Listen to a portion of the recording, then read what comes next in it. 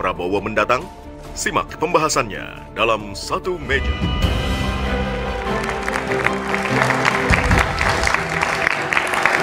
Masih bersama saya Budiman Tanurjo di Satu Meja The Forum. Danang Widoyoko, sebagai aktivis anti korupsi, agar harapan itu tetap muncul di publik, apa yang Anda harapkan 100 hari pemerintahan Presiden Prabowo nanti betul-betul mewujudkan tekadnya sebagai kabinet anti korupsi? Ya, pertama kalau merujuk pada visi misi ada disebut revitalisasi pengawasan internal gitu. Jadi mesti real karena banyak teman-teman pengawas ini seperti BPKP atau inspektorat ini kan seperti pengawas tapi tidak punya taring.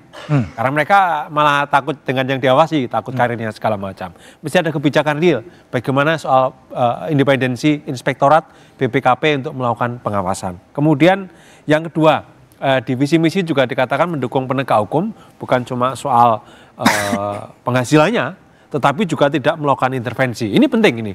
Tidak intervensi ini penting, jangan sampai kejadian seperti setiap kasus Setia Novanto ya, seperti yang dilakukan oleh Ketua KPK yang lalu terjadi. Bagaimana Presiden Jokowi melakukan intervensi untuk menempatkan KPK waktu itu agar tidak atau menghentikan penuntutan perkara. Ini yang saya kira independensi penegak hukum saya kira menjadi satu hal yang penting. Kemudian yang berikutnya menurut saya yang penting juga tadi seperti disinggung adalah soal pendanaan politik. Jadi APBN kita ini mampu, nilainya tidak seberapa dibandingkan APBN kita, tetapi daya rusaknya nih karena korupsi politik ini kan sumber segala praktek korupsi yang lain gitu kan. Akarnya dari situ ini. Sepanjang itu tidak diselesaikan itu akan pasti memicu banyak praktek korupsi yang lain seperti praktek korupsi suap dalam jabatan atau kemudian bahkan korupsi ekspor impor. Hampir semua kebijakan Pak Prabowo nggak akan jalan kalau kemudian soal korupsi, soal pendanaan politik tidak dibenahi. Oke, baik, Kang Aceh Hasan. Apa sebagai mitra koalisi yang kira-kira harus segera diwujudkan agar publik ini punya harapan bahwa anti korupsi ini betul-betul akan nyata dalam kabinet Pak Prabowo nanti? Ya, tentu kami tidak mau bertaruh juga dengan target untuk mencapai cita-cita bernegara lah gitu. Normatifnya seperti begitu. Pertaruhan itu tentu harus ditunjukkan dengan bagaimana ya pemerintahan ini harus bersih. Karena pengalaman di negara manapun ya, tidak ada negara yang berhasil kalau negara tersebut korup. Nah, soal sistem, kita telah memiliki sistem tersebut. Tinggalkan sekarang ini bagaimana kita implementasikan secara visi misi tadi saya kira secara jelas pasti akan diwujudkan di dalam kerja-kerja teknis.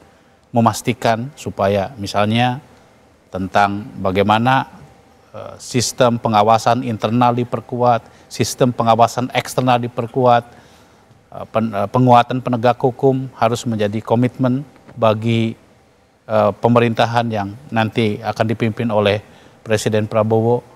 Nah, tinggal sekarang bagaimana juga publik bersama-sama mengawasi kinerja dari baik pemerintahan maupun penegak hukum itu sendiri. Nah, bagi kami ya, kalau kami tidak konsisten dengan apa yang kami lakukan, tentu pertaruhan sekali lagi karena ini negara demokrasi, maka pasti rakyat akan kecewa terhadap apa yang menjadi komitmen yang telah kami janjikan kepada masyarakat tersebut. Oke, baik. Kang Gunggun, dalam bayangan Anda agar retorika ini menjadi nyata dan harapan itu publik tumbuh kembali, 100 hari pemerintahan Presiden Prabowo, apa yang sebenarnya dilakukan oleh Pak Prabowo?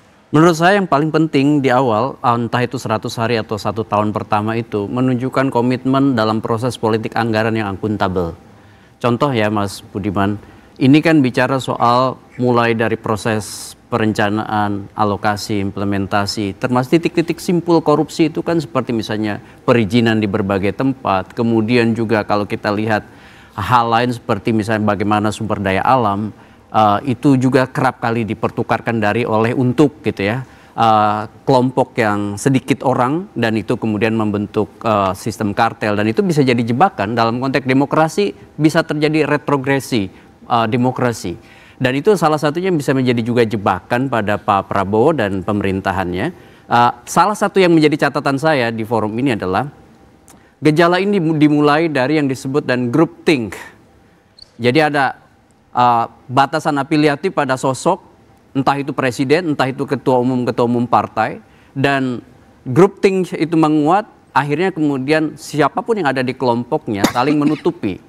Nah, pada saat terjadi saling menutupi itulah, maka benih-benih korupsi yang awalnya mungkin saja tidak disengajakan, tetapi akhirnya kemudian menjadi sistem, dan itu akhirnya menjadi terinstitusionalisasi, baik itu di partai maupun di birokrasi pemerintah.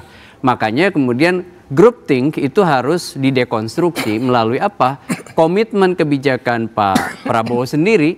Contoh misalnya di kabinet yang saya yakin ini jumlahnya akan banyak sekali, ya, menterinya banyak, wamennya banyak, kepala lembaga atau badannya banyak. Nah, tinggal sekarang apakah hanya kuantitas, apakah juga kemudian dibarengi ya dengan kualitas kontrol terhadap sebaran orang dan nomenklatur baru yang itu tentu saja membutuhkan kontrol internal dan eksternal tadi, sehingga kemudian kita mulai dari komitmen di awal-awal. Kenapa? Ini akan menyangkut yang disebut dan public trust.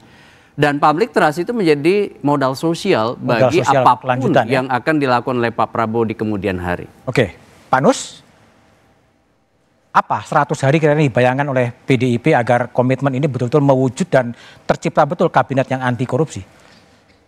Kebetulan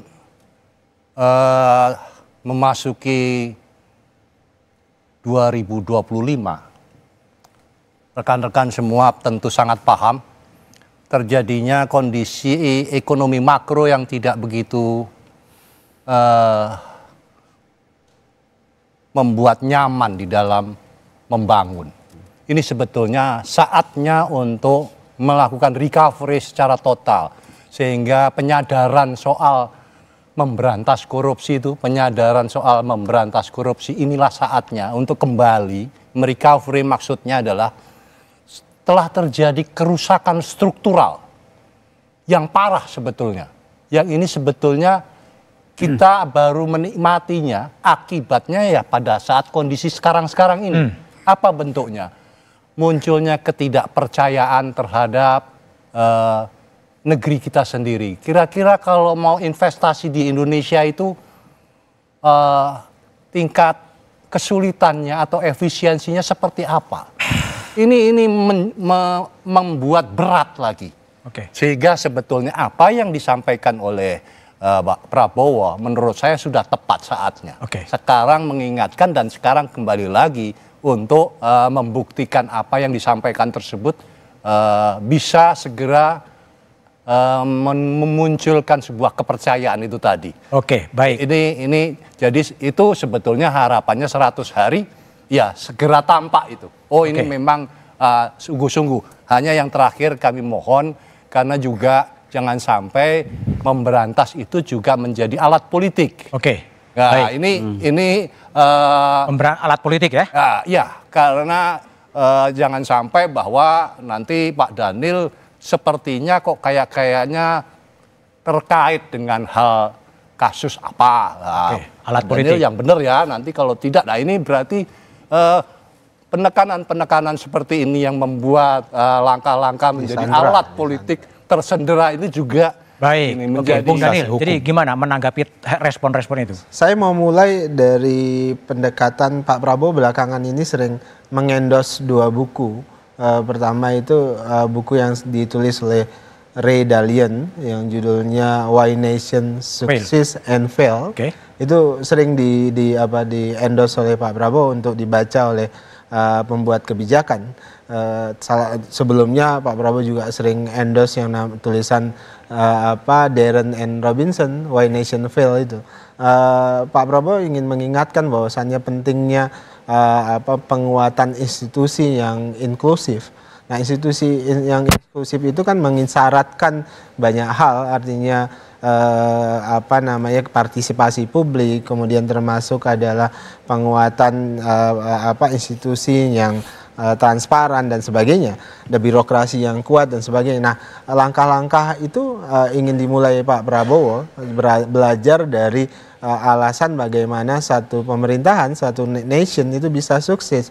Nah tentu Pak Prabowo memulainya itu dengan pendekatan, karena jargonisasi yang sering kita gunakan hilirisasi, tentu dalam pendekatan pengelolaan pemerintahan ini pun melakukan pendekatan hilirisasi. Dari sisi hulu, tentu dari sisi hulu ini pemberantasan korupsi dari sisi hulu ini penting sekali. Misalnya kan kalau tadi Mas Danang sebutkan ada korupsi yang selama ini jarang terjadi dan itu sangat tradisional kan korupsi-korupsi di APBN, tapi sebenarnya korupsi yang advantage itu adalah di sosok hulu, terutama di sisi penerimaan. Nah, penguatan dan pengawasan potensi korupsi di sisi hulu ini itu harus dan akan segera dilakukan. Baru sampai kemudian dari sisi hilir, tentu APBN-nya itu sendiri, dari sisi spending dan macam-macam. Nah, itu perlu dilakukan Pak Prabowo. Namun di sisi lain Pak Prabowo juga dihadapkan dengan dilema kondisi geopolitik dan geostrategis yang tidak mudah di luar.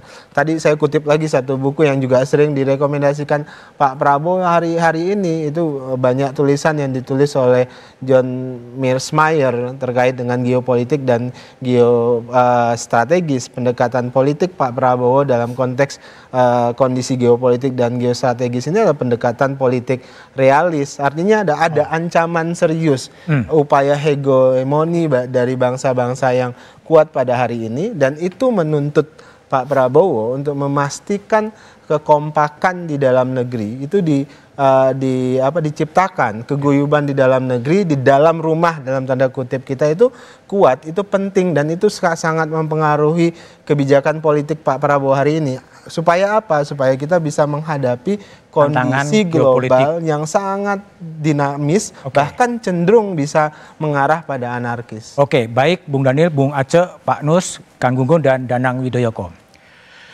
Kegagalan memberantas korupsi akan menyebabkan bangsa ini masuk dalam democratic transition trap berkepanjangan. Pada sisi lain, bangsa ini akan masuk dalam jebakan korupsi berkelanjutan yang bisa mengancam eksistensi negara bangsa. Korupsi adalah perampasan keji karena ia merampok hak fakir miskin. Korupsi mengosongkan isi piring mereka yang kelaparan. Komitmen Prabowo memberantas korupsi patut didukung. Demikian Satu Meja The Forum malam ini. Sampai jumpa pekan depan. Selamat malam dan terima kasih.